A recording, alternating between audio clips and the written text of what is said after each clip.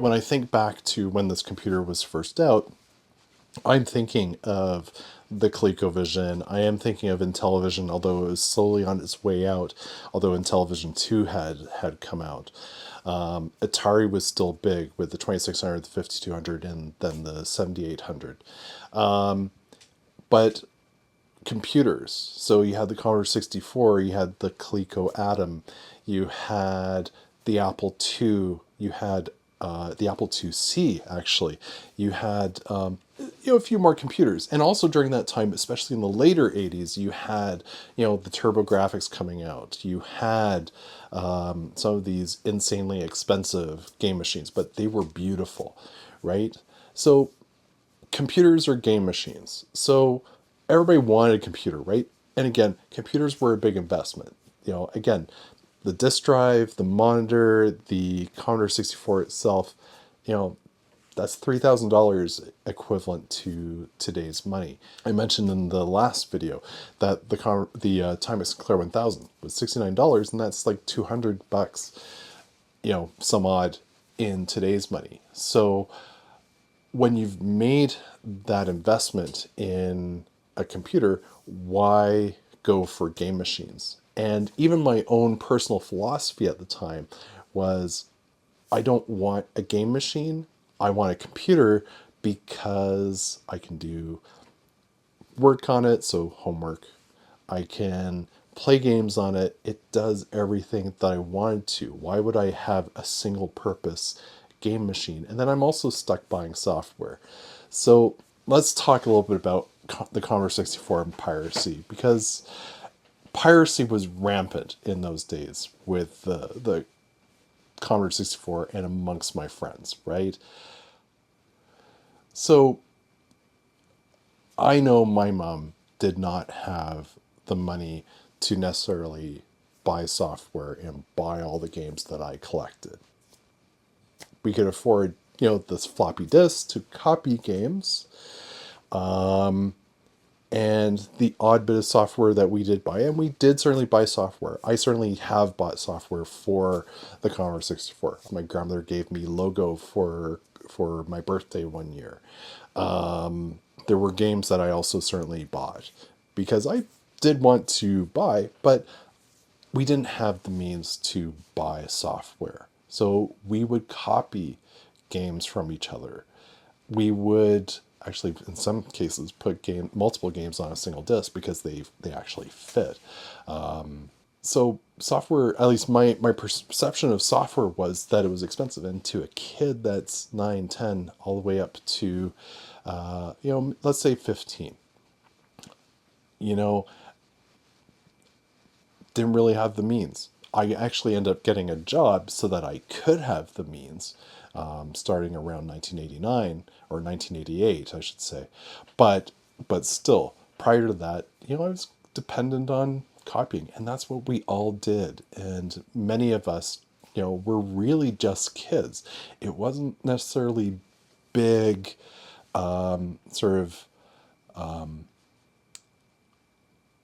I don't want to necessarily say adults, but it wasn't, they weren't big organizations that were actually copying software. It was the kids. We figured out how to copy, and, people, whether they were adults or kids, figured out the programming to, be able to copy some of the copy protected games using parameters, if some of you remember that. So it was a case of, you copy the disk and then it would write additional stuff to the disk so that it would actually run after you made the copy. We were kids, who maybe we had a bit too big of an appetite for software and copying games and stuff like that. But, the BBSs of many years ago, yeah, that's where we got our software at 300 baud, 600 baud, 1200 baud, 2400. My Commodore 64 only went up to 1200 with a 1670 modem, which had auto dial and auto answer. Anyway, I digress again. we were copying software so that we could, share with our friends. And, there was a hierarchy too. Like if you had something that was, almost AAA or very close to AAA, you were the cool kid on the block with that. And then you were giving copies to all your friends. So yeah, that's really the context. And then, I am sure, older teens who could actually afford, their own line, ran a BBS, were able to buy a second, floppy disk drive, or maybe ask their parents to buy them one. They kind of, enabled us to be able to get those software packages. So I bought where I could, but I know I certainly copied a whole bunch of software, and I've got the cases of floppy disks to admit it. Now you've got several options for running a Commodore 64. You can get stock hardware and maintain it, etc. You can get, actually through companies like PCBWay and other companies, an actual motherboard for a Commodore 64, just plug in ROM chips, or things like the neat PLA that I got from Retro Rewind at the World of Commodore by tpug. You've got FPGA emulation. You've got, what I've got upstairs with the RetroPie Super Arcade console that I built. You've got, Toronto C64 Forever. You've got Vice, which is a freely available emulator that covers the 8-bit machines. So what is right? Well, I kind of wonder, and yes, I bought the C64 Mini. There's also a full-size version, which is very similar, which also emulates the VIC-20. So yeah, I bought one of these. And really, I kind of find the trend of the sort of micro console, the microcomputer trend that connects to HDMI, I'm really a little silly, especially when you can buy a Raspberry Pi and download emulation station or RetroPie, and download a bunch of software from archive.org and build your own Super Commodore 64. Same with other platforms. There are similar bare metal emulators, so you turn on your Raspberry Pi, it's a Commodore 64. So why buy something when you can build something else for free? Well, this kind of looks like an old bread bin Commodore 64. It's kind of cool that way. I get it. It's the nostalgia factor. And some good friends of mine and I have often gone back and forth. It's like, why buy Super Nintendo emulation hardware, FPGA based hardware like this, etc. Well, let's talk about emulation versus like FPGA. So FPGA is essentially programming the actual design of the original chips on that particular hardware. So you've got an implementation of the VIC chip, the SID chip, the 6502, the PLA, and other devices right in that FPGA. So it's going to be that much closer to the original hardware versus emulation, which may have latency, may have some bugs in it, etc. Mind you, FPGA could have bugs in it too, right?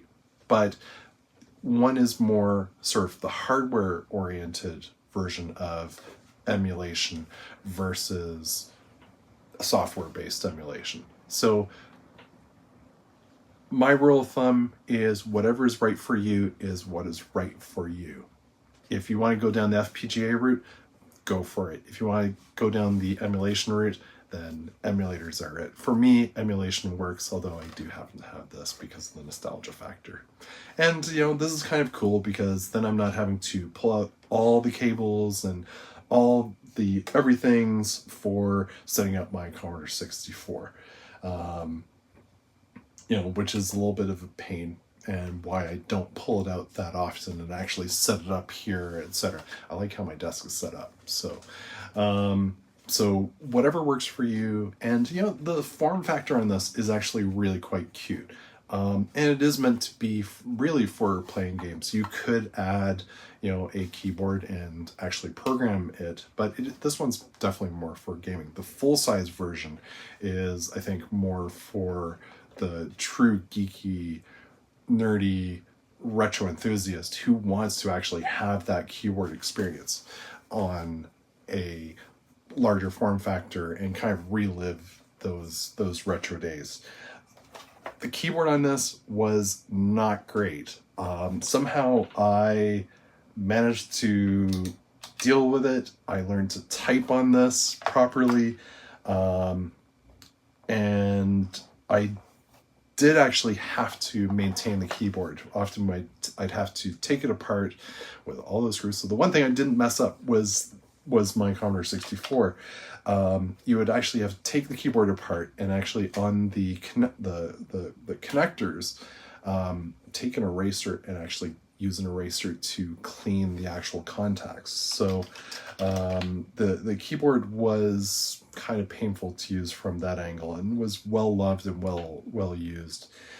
If I were to restore this, I'd probably try and probably clean the keyboard, although I may want to actually replace the keyboard, which it is certainly possible to do these days through the retro enthusiast community. So yeah, that's certainly possible to do for sure. But yeah, not a great keyboard. So why anybody would want to relive the keyboard experience? Okay, I kind of get it. It's kind of big and chunky, and that sound is iconic. So, and I think having learned to type on this actually set me up for being able to type faster on a regular keyboard. I do find the spacebar a little difficult to use because I'm just, used to just really tapping it quickly. These, and it sort of occasionally kind of gets stuck because I tend to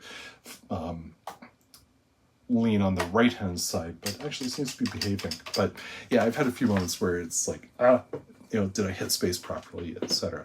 It's like the Timex Clear 1000. You can't type very quickly on that, partially because of the membrane keyboard. But if you remember the emulation on here, it actually won't accept input that quick. The Commodore 64 is a little bit more robust in that particular department. So the closest I have come to enjoying any retrocomputing emulation in terms of a keyboard is actually the Raspberry Pi 400. There's something about this form factor that just oozes and screams, run me with retro stuff. The Commodore 64 is enjoyable on this. Even the Timex Clear 1000 is enjoyable on this computer. And I think it's partially because it goes back to a time when computers were all in one. They really got the retro enthusiast sort of set on this particular computer.